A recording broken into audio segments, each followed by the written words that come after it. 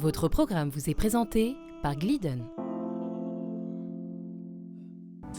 Bonsoir à toutes et à tous, je suis ravie de vous retrouver sur Top Santé TV. C'est parti pour un nouveau numéro d'Envie, l'émission qui accueille chaque soir des femmes libres qui assument leur sexualité et qui la revendiquent.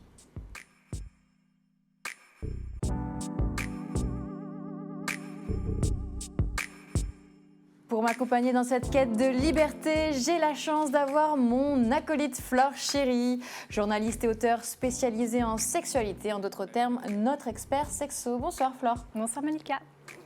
Et aujourd'hui, j'ai le plaisir de recevoir Marissa Rachel. Vous avez assumé votre homosexualité à 27 ans, après avoir vécu en couple hétéro toute votre jeunesse. Et vous êtes auteur de nombreux ouvrages, notamment le Kama Sutra lesbien et Outrage. Nous allons justement en parler. Bonsoir Marissa. Bonsoir.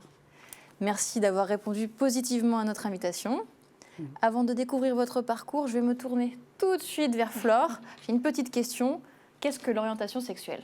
Alors, c'est pas une petite question, c'est une vraiment une question. grosse question parce que tout le monde a un peu sa définition de l'orientation sexuelle et c'est un sujet qui fait beaucoup parler en ce moment. Mais si je devais la définir, je dirais que c'est une attirance sexuelle durable dans le temps, soit pour une personne du même sexe, donc l'homosexualité, soit une personne du sexe opposé, l'hétérosexualité, soit pour les deux sexes, la bisexualité. Il y aurait même une quatrième attirance sexuelle qui serait la sexualité, c'est-à-dire pas d'attirance sexuelle du tout. Et la communauté LGBT va plus loin en parlant par exemple de pansexualité. Ah, ça, tous les jeunes, tous les 16 ans, ils se définissent tous comme pansexuels. C'est-à-dire être attiré par les individus plutôt par une personne, que par un sexe ou par un genre. Exactement. C'est joli, hein ? C'est très joli, c'est très poétique, mais voilà. Et donc, je pense que l'attirance sexuelle, évidemment, a de plus en plus de contours flous. On parle même de fluidité sexuelle, c'est-à-dire que la jeune génération... C'est un terme qu'on utilise aussi, fluidité sexuelle. La fluidité sexuelle, c'est-à-dire que la jeune génération n'a plus envie qu'on colle des étiquettes hétéro, lesbiennes ou autres, ou bisexuelles sur leur sexualité et se disent, ben non, moi j'ai envie d'explorer. Et le terme de fluidité sexuelle, finalement, me correspond bien, puisque voilà, je peux, en fonction des rencontres, me définir de telle ou telle façon. C'est joli aussi, fluidité sexuelle. Et puis surtout, je crois que c'est cette nouvelle génération, elle nous fait beaucoup de bien. Parce que c'est dans tous les domaines, en fait, où ils n'ont plus envie d'entrer dans des cases et des étiquettes. Et voilà, c'était ma petite réflexion. Et maintenant, on va s'intéresser à vous. Je le disais, vous avez débuté en étant hétérosexuel. Oui. Et vous êtes défini maintenant comme homosexuel. Pansexuel. Pansexuel ? Et pourtant, je ne suis plus toute jeune. Eh oui. Pansexuel en avance. Tendance, voilà. Parce que ce mot est quand même extrêmement récent. Et moi, j'en ai entendu parler il y a une dizaine d'années, si je ne dis pas de bêtises. Il me semble que c'était il y a 10 ans. Et je ne savais pas du tout ce qu'était la pansexualité. Et en fait, je me suis définie en tant que pansexuelle. C'est parce qu'en fait, je suis vraiment, comme le disait Flore tout à l'heure, attirée par une personne et non pas par son genre ni par son sexe. Ah, donc là, quand je dis vous êtes homosexuel, j'ai une bêtise. Pas tout à fait. Je suis pansexuelle, mais à 90% lesbienne, en fait, on va dire. D'accord. Donc, c'est vrai qu'il m'arrivait encore d'avoir des relations avec des hommes, mais moins. C'est fini depuis combien de temps ?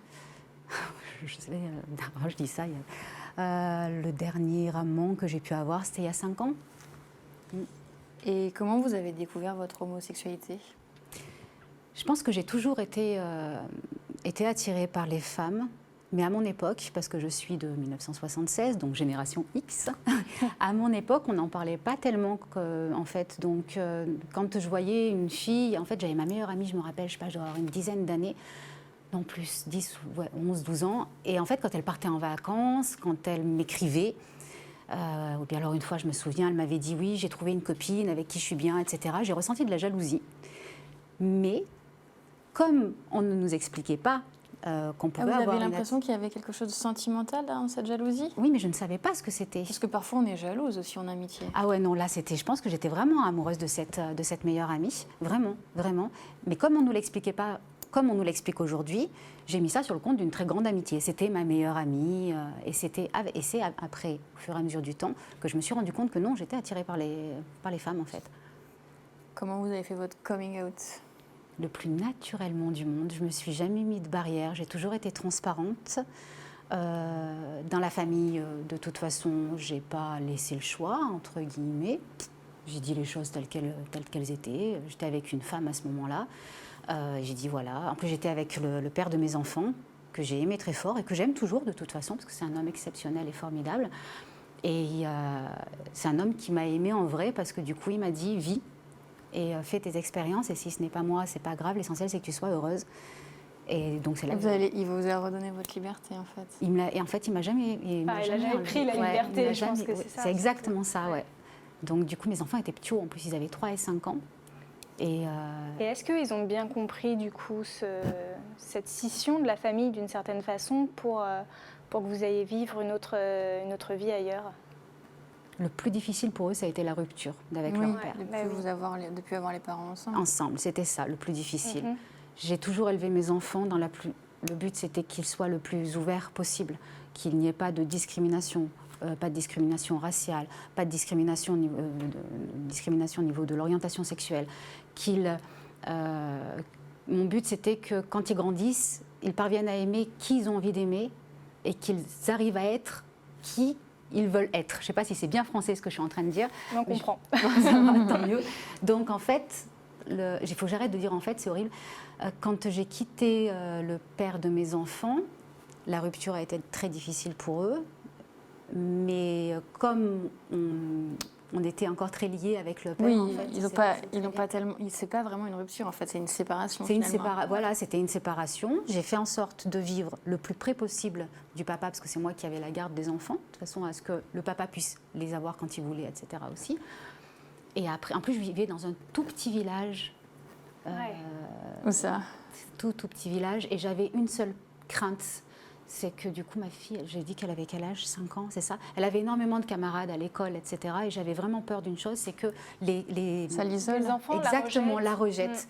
Et il s'est passé un truc d'extraordinaire dans ce village, c'est qu'en étant complètement transparente et en disant les choses telles qu'elles étaient, je me suis aperçue qu'il n'y a pas eu, du fait comme j'étais complètement transparente, j'ai pas pu avoir des critiques parce qu'ils n'avaient rien, ils se sont rendus compte que rien pouvait me toucher. Et du coup, les mamans se sont même rapprochées de moi, c'était très flatteur pour moi aussi. Et mes enfants avaient toujours leurs camarades, il y avait toujours du monde à la maison. Et dans le village, tout le monde était au courant et je n'ai pas eu cette sensation de lesbophobie ou quoi que ce soit. Ou de rejet. Pas du tout, non. Et franchement, c'était une crainte que j'avais. Et donc aujourd'hui, c'est quelque chose de totalement limpide pour vos enfants Pour tout le monde, pour la famille du côté du papa, tout le monde est au courant. D'où vient le mot coming out ? Alors, coming out, c'est une terminologie qui vient des années 70, post-révolution sexuelle, et ça vient de coming out of the closet, donc sortir du placard en fait, en vrai, parce qu'on se dit que quand on est in, la plupart des gens d'ailleurs commencent in, qu'on ait une orientation sexuelle marginale ou une identité de genre marginale, si on est transsexuel par exemple, ou si on vit la transidentité, on peut avoir envie de le cacher pour principalement la raison que vous donniez, qui est la peur du rejet, la peur de ne pas être compris par son entourage, la peur aussi de devoir tout le temps s'expliquer, parce que ça vient aussi avec ça. Il a fallu, je pense, faire des efforts pour communiquer avec le village, avec les enfants, avec les parents. Et certaines personnes, souvent très jeunes, n'ont pas envie de faire tous ces efforts-là, donc restent dans le placard parce que ça les protège. Mais voilà, en tout cas, c'est une force. Il faut avoir une force, je pense, pour faire un coming out et un coming out réussi. Et si je peux me permettre, je vais ajouter qu'il faut beaucoup de bienveillance et pas tomber. Alors, en ce qui me concerne, je n'ai pas voulu tomber dans. Si jamais il y avait des personnes qui ne comprenaient pas, qui me critiquaient en disant ouais, c'est qu'une gouine, etc. Je ne voulais pas tomber dans le truc en disant les rejeter en fait. Oui. Au contraire, je disais bon, je comprends que tu puisses réagir de cette façon-là. C'est plutôt les éduquer au final. Ouais, voilà, oui. Les éduquer. Un peu de pédagogie, quoi, au lieu de leur dire, pas d'entrer dans un conflit en fait. Voilà, j'ai tout fait pour pas. D'abord, je déteste le conflit, donc j'ai un maximum fait en sorte de ne pas rentrer dans un conflit et de répondre à leurs questions, même si parfois, franchement, c'était relou, c'était toujours les mêmes questions qui revenaient, etc. C'est quoi toujours les mêmes questions? Ah bah oui, bah t'es peut-être pas tombé sur le bon mec. Après, j'ai eu aussi... Ah, ça c'est de l'analyse en fait. Ouais, mais je sais pas pourquoi, Ils c'était la devenaient première psy. question. Et puis il y a un truc qui agit sur la vérité de l'homme, peut-être, je sais pas, j'en sais rien. Mais oui, c'était, il y a eu ça, il y a eu... mais si tu te mets avec moi, je vais te montrer, peut-être que tu vas de nouveau aimer les hommes. Ah, donc c'est certains hommes, en fait, qu'on... C'était les hommes qui comprenaient Ah oui. pas. C'est leur ego qui était Et oui, puis touché. j'étais jeune, j'étais Mimi, donc il y avait un truc, on se Mais disant... vous l'êtes toujours, hein? Merci. Donc il y avait un truc comme ça en se disant, c'est pas possible. En général, les lesbiennes sont toutes moches. Il y avait à l'époque, c'était une sorte d'étiquette qu'on nous mettait Oui. sur la tête, quoi. C'était plus maintenant, j'ai l'impression, tant mieux. Est-ce que vous êtes reparti de zéro pour séduire une femme? Ah, c'est hyper difficile de séduire une femme. Pourquoi? Oh là là là là. C'est une vraie question. Et je pense que beaucoup de femmes hétéros, d'ailleurs, se la posent aussi. Ah, Comment on fait? Ben oui, ben alors, j'avais pas de problème avec les hommes. C'est-à-dire que quand je voulais séduire un homme, je savais exactement quoi faire, comment me comporter, il n'y avait pas de problème. Et quand je suis rentrée dans la communauté LGBT, je me suis rendu compte qu'une femme, ça ne se séduit pas du tout comme un homme. Il faut faire preuve de tact, de délicatesse, il faut vraiment être à son écoute, faire preuve d'humour, énormément d'humour. Et comme j'avais l'habitude, moi, de séduire des hommes, j'ai commencé à séduire des femmes comme je séduisais des hommes. Oh, la Donc catastrophe. avec de l'humour. Disons que je minaudais en Oui. fait et je ne savais pas trop comment me comporter. Je me rappellerai tout le temps, je vais raconter une anecdote, je me rappellerai tout le temps qu'une fois il y a une nana, elle est venue me voir, j'étais dans une boîte de Gwyn à Lyon, je crois que c'était, et elle vient me voir et elle me fait donc j'avais les cheveux très longs, je portais des talons à l'époque, le slim, etc. Donc je parle d'un temps, il y a 20 ans quoi. Et elle me dit, tu devrais retourner voir ton gars, t'as rien à foutre ici. Elle vous trouvait trop féminine. Trop en fait. femme. Donc Ouais. c'est pour ça qu'après, et quand je me suis rendu compte que je ne pouvais pas tellement me fondre dans la communauté, donc il y a 20 ans de ça, j'ai fait couper mes cheveux. Je portais des baguilles, des débardeurs avec des ceintures arc-en-ciel pour bien qu'on repère que j'étais lesbienne en Mais fait. là, vous vous sentiez vous Non, Voilà. je me suis un peu perdue à ce moment. Enfin, non, pas perdue. J'ai essayé pour être acceptée. Acceptez-moi, et je suis lesbienne. En plus, là pour le coup, j'étais vraiment exclusivement lesbienne. Il n'y avait vraiment pas d'hommes. Et séduisez-moi et acceptez que je vous séduise. Il y avait un truc comme ça. Mais c'est vrai que c'était pas facile au tout début. Puis à partir du moment où de nouveau je suis redevenue moi-même et que j'ai dit je suis féminine, c'est comme ça, c'est pas autrement. Là, après, Vous aviez une nouvelle approche quand même. ouais, c'était différent après. C'était quoi la technique? D'abord, la technique, c'est que d'abord rester moi-même et après, j'insiste. En fait, la séduction, j'ai l'impression que c'est quelque chose de très communicatif. Et lorsque je regardais une femme, je sentais s'il y avait possibilité ou pas.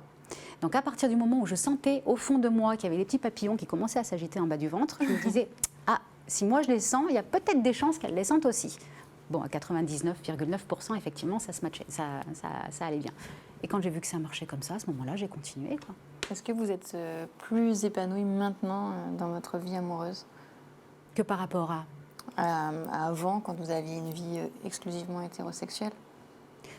Je ne peux pas dire ça comme ça parce que je ne connaissais pas autre chose avant. Donc je ne pouvais pas dire.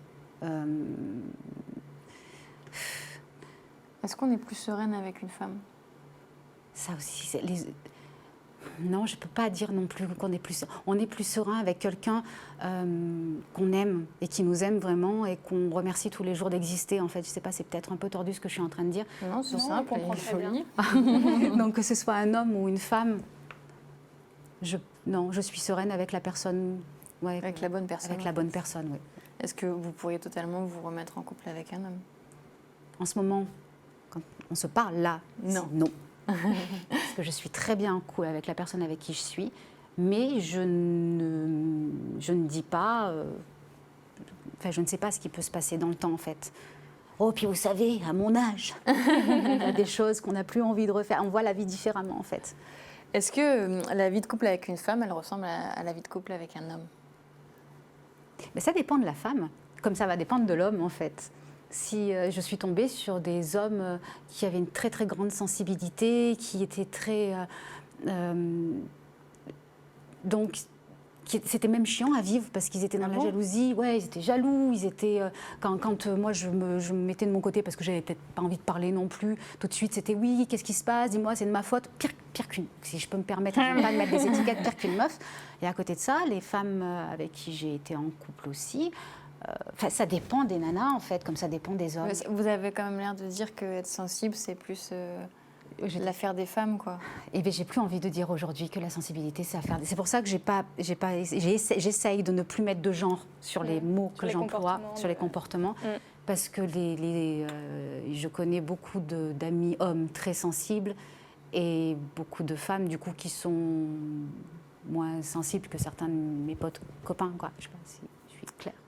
Est-ce que pour vous, être homosexuel en 2021, c'est toujours tabou ? Est-ce que c'est compliqué à vivre au quotidien ? Pour les hommes, peut-être. Je ne veux pas parler en leur nom. Je pense que pour les hommes, c'est peut-être toujours un peu compliqué. Pour les questions de virilité, c'est ça ? Je ne sais pas pourquoi ils s'empêchent encore d'aller vers des personnes qui... Je ne sais pas pourquoi un homme va s'empêcher d'aller vers un autre homme. Oui, justement, oui, je pense que vous avez raison. Ouais, il y a une question de virilité, peut-être. Ouais. Je ne sais pas, après, je ne veux pas parler au nom des hommes, mais j'ai l'impression... Vous pensez qu'on finalement on fait porter sur l'homme un poids beaucoup plus lourd dans l'image qu'il doit avoir De toute façon, on fait porter un poids lourd sur les épaules des hommes, j'ai l'impression. Que ce soit sur l'homosexualité, sur l'hétérosexualité ou quoi que ce soit, j'aimerais pas être un homme. Ouais, j'aimerais pas être un homme aujourd'hui, ça c'est clair. Mais après, je pense que la génération qui arrive, ils ont... Pour écouter mes enfants, en fait, parce que j'essaye de faire des mises à jour quotidiennes avec mes gosses. Et ça va vite. Ouais, ça va très vite parce qu'il y a toujours des nouveaux termes qui sortent, etc. Je ne veux pas parler en leur nom non plus, mais j'ai l'impression qu'il y a vraiment beaucoup moins de tabous, qui s'autorisent beaucoup plus. Il y a une sorte de lâcher-prise. Ils s'acceptent tels qu'ils sont. Il y a une recherche d'authenticité, je pense, chez la jeune génération. Ouais. Oui, ils recherchent c'est pas que du plaisir charnel ou quoi que ce soit, c'est de la connexion, il y a un truc... Non, puis c'est le fruit de toutes ces années où on a commencé un petit peu à éveiller les esprits. Oui, à véhiculer de la tolérance. Et enfin, on a l'impression qu'il y a une génération tolérante qui arrive. Et moi, j'ai hâte de voir ce que ça va donner. J'ai hâte aussi. Donc, je vous ai demandé si l'homosexualité était encore tabou. On est allé dans la rue, on vous a posé la question. Regardez. Je pense que c'est plus tabou, c'est rentré dans les mœurs. Et en France, je pense qu'il n'y a pas de problème. Pour moi, non, parce que j'ai une fille homosexuelle. Elle a trouvé un bel équilibre. Alors, malheureusement, chez certaines personnes, c'est tabou. Mais pour moi, ça ne devrait pas l'être, parce que chacun fait comme il veut. Et chacun aime qui il veut. Non, je pense pas. Non, c'est pas tabou. Le problème, c'est que tu as encore beaucoup trop de mentalité fermée. Et je pense que c'est en train d'évoluer. Ça arrive beaucoup plus dans le débat public. Mais il faut encore améliorer beaucoup de choses. J'espère que non. Il ne faut pas contester son choix. Si elle veut aimer une autre personne, le même sexe ou un sexe différent, c'est son choix et c'est pas le vôtre. Bon, alors qu'est-ce que vous pensez de ces réponses ? Ça fait du bien. C'est beau à entendre. C'est beau, si tout le monde pouvait penser comme ça serait génial.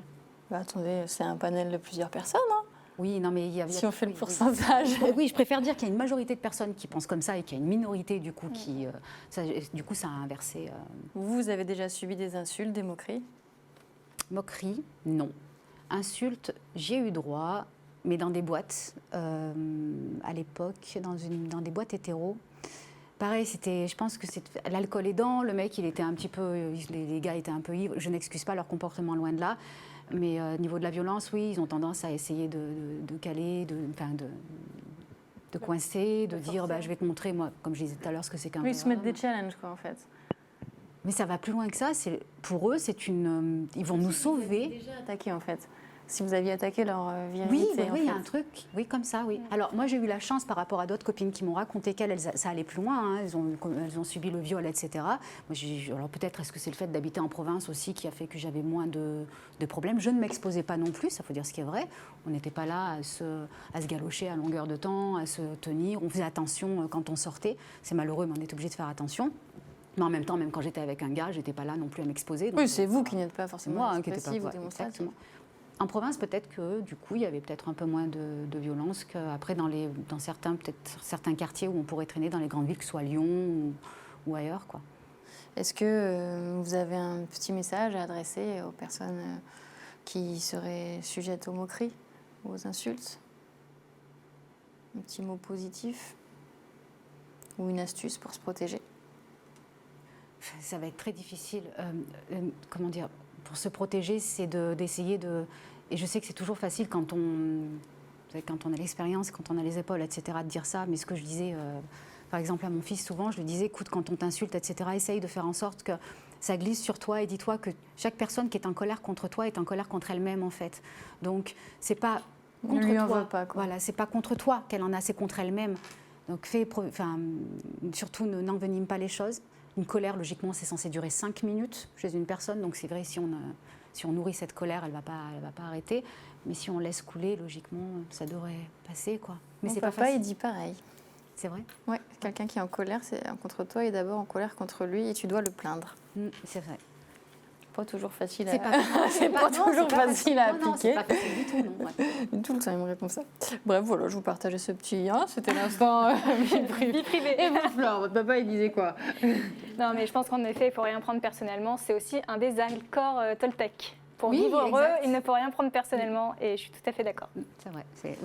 Mais dans certaines familles ou religions, l'homosexualité n'est toujours pas acceptée. Les personnes transgenres ou homosexuelles sont souvent victimes d'obscurantisme. Cette pratique prétend transformer l'orientation sexuelle ou l'identité de genre d'une personne. Et il y a peu de temps, une députée LRM, Laurence, alors il ne faut pas que j'écorche, Vansenbroek, a proposé une loi afin d'interdire ces actes. Flore, est-ce que vous pouvez nous en dire un peu plus sur le sujet? Oui, alors il s'agit des thérapies de conversion qui, pour l'instant, sont en passe peut-être d'être interdites en France, mais elles ont été autorisées pendant longtemps. Elles sont apparues au début des années 50, et notamment les célèbres sexologues Master et Johnson, qui sont assez connus, ont participé à mettre en place ces fameuses thérapies.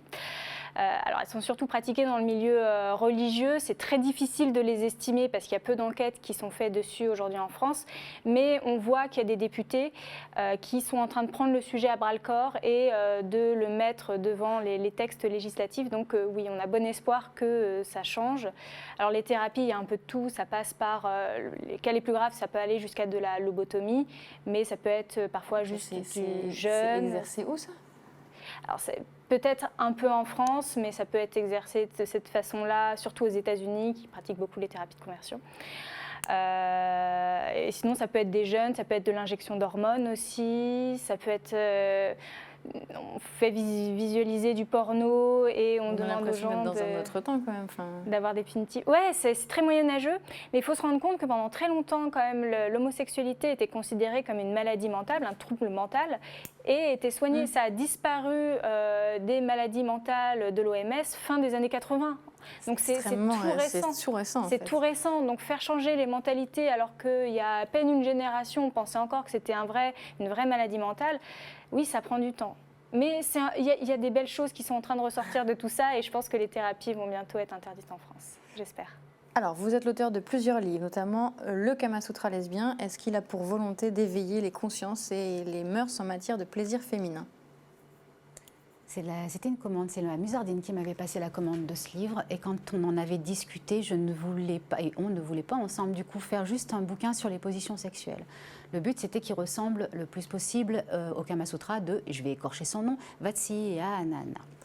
Voilà. C'était encore plus compliqué que la députée de tout à l'heure. Ah, d'accord, ça se trouve, j'ai même écorché. Et je voulais que ce soit un livre qui soit vraiment pour tout le monde. D'ailleurs, j'ai des copines lesbiennes qui m'ont dit « Non, mais c'est bon, on le sait déjà ce que tu as écrit dans ton bouquin. » Oui, mais le but, c'est que d'autres personnes, en particulier les femmes, comme tu disais tout à l'heure, les hétéros, etc., qui se cherchent, qui ne savent pas trop, hop, dans le bouquin, se connaître, ouais. Voilà, puissent se connaître, savoir comment draguer, parce que moi je sais, je suis passée par là, je sais comment ça se passe, comment le plaisir de la femme, les baisers, les caresses, je crois que je traite d'un peu tout, donc effectivement les lesbiennes vont peut-être trouver plein de choses qu'elles savent déjà, mais mon plus grand plaisir, ça a été quand des femmes hétéros en recherche m'ont dit « Ah merci, maintenant j'ose un peu plus aller vers les femmes. » Elles connaissent la technique avant d'avoir la pratique. Oui, c'était tellement touchant. Et il n'y a plus qu'à mettre en pratique. Il n'y a plus qu'à mettre en pratique. Et les hommes aussi, je leur ai dit « Messieurs, lisez-le, au moins ça va vous éviter de poser des questions reloues. » Est-ce que, j'imagine c'est évidemment différent de faire l'amour avec une femme d'avec un homme. Est-ce qu'il y a des choses que vous avez appris sur vous, sur vos désirs ou même des fantasmes? J'ai toujours été hyper sexuelle, si je peux appeler ça. Enfin, après, ça a tendance à baisser avec l'âge. Mais ouais, enfin ça dépend. C'est pour c'est pour moi là, pour le coup. Je pense que peut-être que j'ai trop expérimenté de choses. J'étais tellement curieuse Je ne me suis jamais laissée envahir par le « je ne dois pas, je ne peux pas ». À partir du moment où la personne est consentante, évidemment, à ce moment-là, je demandais tout, je voulais tout explorer, je voulais tout essayer et tout ça. Et souvent, effectivement, on a tendance à penser qu'une relation avec une femme est toujours beaucoup plus douce, beaucoup plus tendre qu'avec un homme. Et j'ai eu des relations sexuelles avec des femmes beaucoup plus hard que ce que j'avais eu avec des hommes, beaucoup plus sauvages, beaucoup plus... Donc c'est pour ça que du coup, ça a cassé mon image moi aussi, parce que je pensais que c'était la femme, c'était mignon, machin, etc. Non, il n'y a pas plus vicieux qu'une femme en plus, donc on peut faire... c'est incroyable, on ne se met pas de limite en fait. Quand on tape le mot lesbienne sur le web, Flore, la première chose sur laquelle on tombe, c'est une page porno. Alors, ça a été le cas pendant très très longtemps. Le mot lesbienne était souvent associé à un tag porno. Et en termes de référencement naturel sur le web, c'est vrai que c'était difficile pour la communauté lesbienne d'avoir des informations claires et précises sur ce qui les concernait au final, puisque c'est vrai que le porno apparaissait. Maintenant, Google a fait un énorme travail et aujourd'hui, on a de l'information qui émerge sur les premières pages. Mais ça a pris du temps, oui. Est-ce que vous déplorez que l'image de lesbienne soit encore très sexualisée? Ouais, je trouve ça vraiment dommage. Enfin, petit à petit, à mon avis, on va arrêter de voir les lesbiennes. En fait, ce qui est étrange dans l'homosexualité, c'est que tout de suite, les gens, en fin de compte, ils s'immiscent dans notre petite culotte, quoi. C'est-à-dire que quand on va dire, que ce soit pour les femmes ou pour les hommes, ça devrait regarder personne, ça devrait ne regarder que nous. Parce qu'on va quand même s'imaginer ce que ces personnes-là vont faire dans le lit. C'est qui est le plus tordu, là, j'ai envie de demander? C'est qui? C'est la personne qui va se dire, oh là là, qu'est-ce qu'elles font ces deux personnes? Ou c'est la personne qui va juste agir comme elle en a envie? En fait, c'est vachement vicieux, je trouve, de poser cette question en se disant, ah là là, c'est excitant, deux femmes ensemble. En plus, ils ne savent pas. Moi, j'ai certains potes qui évitent. Du coup, je me souviens d'une fois, je fais une petite parenthèse, c'était avec le père de mes enfants d'ailleurs, et il y avait une réunion de boulot. Et là, les hommes, ils avaient un peu bu et puis ils disent haut et fort. Donc personne n'était au courant à cette époque-là pour moi, seulement le papa de mes enfants. Et les hommes commencent à dire, deux femmes avec moi, le fantasme, etc. Et là, le père de mes enfants a eu une réflexion très juste. Alors là, j'arrête pas de lui donner un exemple, ça a été... Ouais, si tu te mets avec deux femmes, déjà, il va falloir que tu assures, déjà, et d'une. Et puis, dis-toi que ta femme peut très bien partir avec sa maîtresse et tu vas rester sur le carreau. Et je trouvais ça très vrai, en fait. Parce que les hommes, ils ont quoi comme image? Ils ont l'image des films porno, encore. Ils ne savent pas ce qu'on fait. Et c'est vrai que ça peut titiller l'imagination, en fait. Mais... Vous avez également écrit un autre livre, Outrage. C'est un roman sur l'emprise et l'injustice des sentiments. Dans ce livre, c'est l'histoire de Rose. Une femme qui va vivre une passion destructrice avec un homme, Alex. Ce dernier va la guider, la commander, la déconstruire, la fabriquer et la façonner à sa manière. En fait, il va en faire un objet. Est-ce que ça veut dire pour vous qu'être en couple avec un homme, c'est perdre un peu de liberté? Non, c'est parce qu'Alex, dans mes deux héros, pour le coup de Outrage, ont tous les deux un problème psychiatrique. Vraiment, là, je peux mettre un mot dessus. C'est lui, il est vraiment très abandonnique. Et elle, après, du coup, on va le savoir, mais elle est à limite. Donc, ça veut dire quoi? Elle est borderline. D'accord, ok. Tu savais? Oui, à limite, borderline, ça veut dire la même chose, ouais. Je ne connaissais pas. Ah non, mais t'es ravie, je suis contente. Merci, c'est un compliment pour moi. Du coup, non, pour moi, être en couple avec un homme, c'est pas logiquement, quand on est en couple avec quelqu'un, on ne doit pas perdre sa liberté. Et une femme ne doit jamais... je trouve ça malheureux, c'est vrai que souvent on le dit, je ne suis pas libre. C'est une expression qui revient souvent quand on pose une question à quelqu'un, c'est « je ne suis pas libre ». On ne devrait pas dire ça. Bien sûr qu'on est libre, même en couple. Souvent, les gens associent couple avec un petit peu absence de liberté. C'est dommage. La protagoniste dans votre livre, elle a été victime d'inceste. Elle devient en grandissant nymphomane. C'est une addiction, voire une drogue. Pouvez-vous nous expliquer un peu comment vous avez créé ce personnage?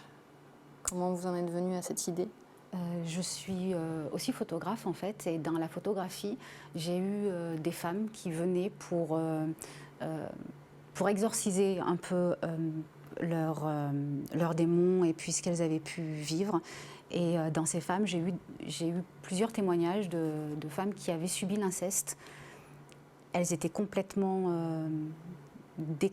déconstruites en tant que femmes adultes. Du coup, elles avaient des problèmes avec leur sexualité, etc. À l'époque, je ne savais vraiment pas comment j'allais pouvoir dénoncer, parce que ça m'a bouleversée d'entendre ces témoignages-là et d'entendre des femmes me dire « oui, mais c'était de ma faute ». oui, mais c'est peut-être moi qui aurais dû faire attention, c'était avec leur père ou avec leur oncle. Et je disais, mais c'est pas possible qu'on puisse en arriver à se dire, c'est moi qui suis responsable de ce qui m'est arrivé. J'ai laissé le temps passer, et quand mon héroïne est arrivée, je me suis dit, c'est peut-être l'occasion de dénoncer l'inceste, et pour le coup, la pédophilie également. Que pensez-vous du mouvement MeToo inceste ? Je trouve que c'est une très bonne chose. Vraiment, il était temps que la parole soit donnée à ces enfants. Parce que c'est ces enfants qu'on détruit par l'inceste, la pédophilie, etc. Ça devient des adultes qui sont complètement mais démolis. Et ça, on n'en parle pas assez. Et puis, il faut prendre en compte la parole de ces gosses, parce que c'est pas normal qu'on maltraite ces enfants de cette façon-là. Est-ce que vous prévoyez d'écrire un autre livre ? J'en suis à mon 7e, là, en tout. Donc, parce qu'en c'est fait, pas mal, hein ? Il y a la suite d'outrage, justement. Il y a État limite qui explique la psychologie de l'héroïne, pourquoi elle en est arrivée à cette addiction-là, etc. Et puis j'ai écrit un roman sur l'alcoolisme, parce que pour moi, c'était un sujet qui me tenait à cœur vis-à-vis de mon père. Et le dernier... En fait, dans l'écriture, vous exorcisez pas mal de choses. C'est un exutoire complètement. D'ailleurs, je conseille à toutes les personnes qui ont quelque chose à cracher, à vomir, c'est de se mettre dans l'art, que ce soit la peinture, que ce soit l'écriture, la musique, la danse, n'importe quoi. Il faut le cracher, tout ça. Et le dernier, alors là, j'ai surpris tout le monde, c'est une comédie romantique, donc qui est sortie. Voilà. Merci beaucoup pour votre témoignage. Merci pour le temps que vous nous avez accordé. Merci également à vous, Flore, pour votre expertise. Merci. Et puis évidemment, merci à vous tous de nous avoir suivis. Je vous retrouve très bientôt pour un nouvel épisode d'Envie avec une autre femme d'exception. Et n'oubliez pas d'ailleurs que vous êtes toutes des femmes d'exception. À très vite.